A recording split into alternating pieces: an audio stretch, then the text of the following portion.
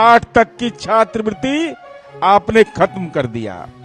जो जन्म से पिछड़ा है वो जातिगत न्याय की राजनीति करे तो वो जातिवादी हो गया, और जो अब पिछड़ा नहीं थे, सामान्य समुदाय में थे, अपने आप को वोट की सौदेबाजी में अगला से पिछड़ा कर लिया तो वह सनातनी हो गया।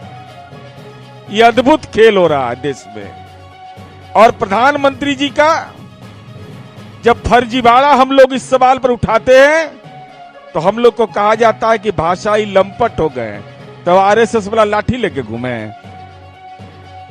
अरे दस्तावेज हमारे पास है, और सनातन धर्म तो सत्य का प्रतीक है। भारतीय जनता पार्टी ने यह कहा, ज्ञान दे रहे हैं हम लोग को, कि काका कालेलकर आयोग की रिपोर्ट जो 55-56 का है कि उसमें मोड़ घाची पिछड़ी जाति में है, तो काका कालेलकर आयोग ने तो यह कहा था कि जातिगत जनगणना करवाइए, तो क्यों नहीं करवाते हैं? महिलाओं को आरक्षण देने की वकालत उन्होंने की थी। उन्होंने कहा था कि पिछड़ा में अति पिछड़ा वर्ग बनाया जाए, तो उसको तो आपने माना नहीं। मंडल कमीशन की रिपोर्ट में आया कि जातिगत जनगणना करवाइए, लेकिन जातिगत जनगणना नहीं करवाया। रोहिणी आयोग की रिपोर्ट में यह सुझाव आया कि भाई जातिगत जनगणना कराना आवश्यक है, लेकिन आपने जातिगत जनगणना कराना आपको मंजूर नहीं हुआ। और आपने क्या कहा कि 1994 में प्रधानमंत्री जिस जाति के हैं, मोल घाची को ओबीसी में शामिल किया गया। तो जब 1994 में शामिल कर ही लिया गया था, तो 2002 में क्यों शामिल किया? एक ही जाति को 2 बार, ये क्या जालसाजी है? 1994 में भी और 2002 में भी। अब मैं दिखाता हूं इनका कारनामा देखिए।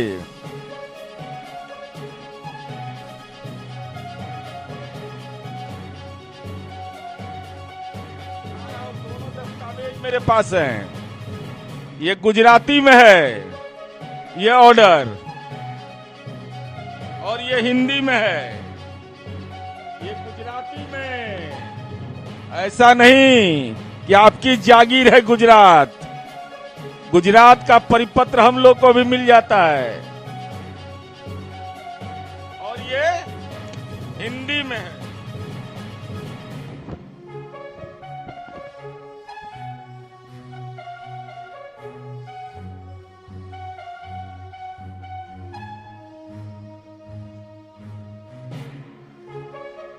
अब इसमें खेल देखिए। अभी एक केंद्रीय मंत्री बोले ये तो तेली जाति के हैं। बताइए तो, प्रधानमंत्री का अपमान करता है आदमी, अपने संसदीय दल के नेता का अपमान। ये देख लीजिए, घाची मुस्लिम, तेली अलग बिरादरी है, मोड़ घाची अलग है, तेली राठौड़ अलग है, तेली अलग बिरादरी है, और कह रहे हैं प्रधानमंत्री तेली जाति के हैं। बताइए तो, प्रधानमंत्री का ही अपमान बीजेपी के नेता कर रहे हैं। उनकी जाति है मोड़ घाची और उनके बारे में बोल रहे हैं कि तेली है ये। बताइए ये कहां से ले आए? और हम मोड़ घाची के इतिहास को भी बताना चाहते हैं। यह जानना बहुत जरूरी है। यह 1931 की जनगणना का है, 1931 का सेंसस, जो लास्ट जातिगत जनगणना हुआ, उस जातिगत जनगणना के बारे में जानिए। हिंदू घाची और मुस्लिम घाची 2 सामाजिक समूह गुजरात में होते थे।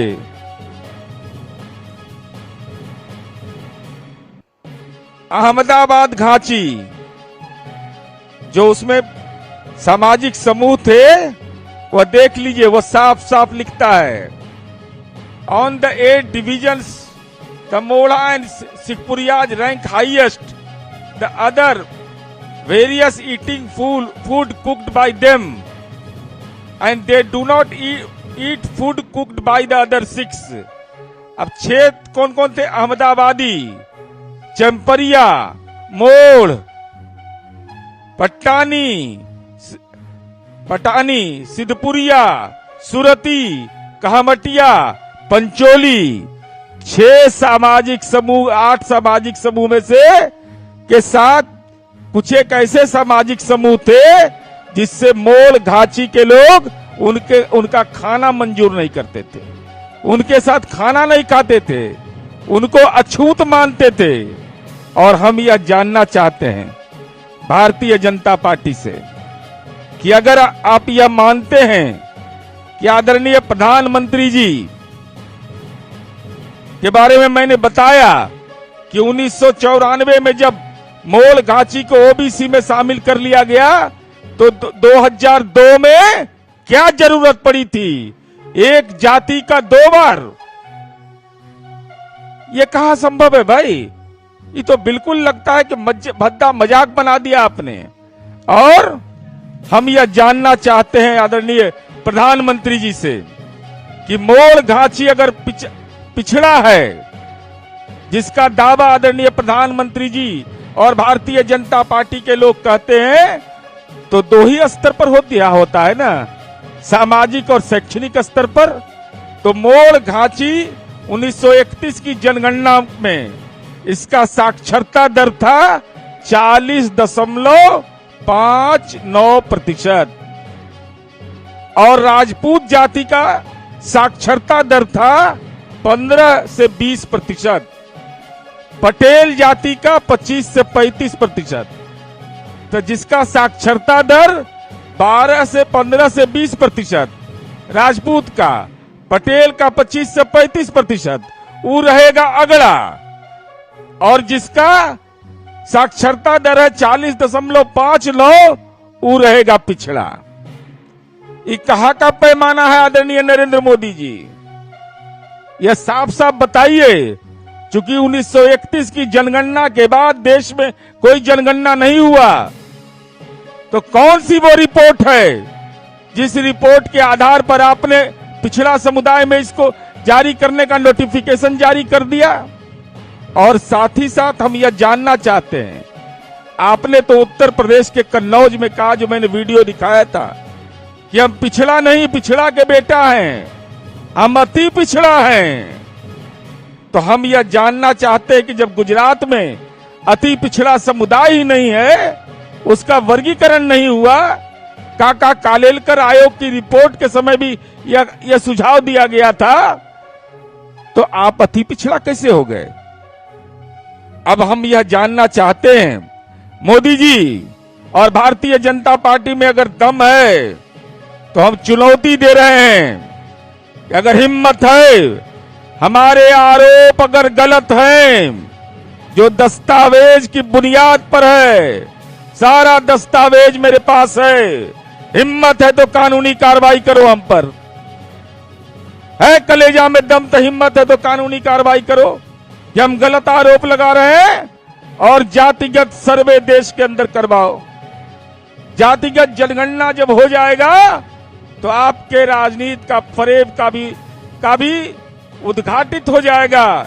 इसीलिए भारतीय जनता पार्टी जातिगत जनगणना नहीं कराना चाहती है राष्ट्रीय स्तर पर, चूंकि उस बात का एहसास है कि हमारे संसदीय दल के नेता ने मोड़ घाची जाति, जिसका साक्षरता दर 1931 की जनगणना में 40% से ज्यादा था, जिसको अगली जाति था, जिसका साक्षरता दर कम था, उसको अगला में रहने दिया, और जिसका साक्षरता दर ज्यादा था उसको पिछड़ा में शामिल कर लिया, वोट की सौदागरी करने के कारण।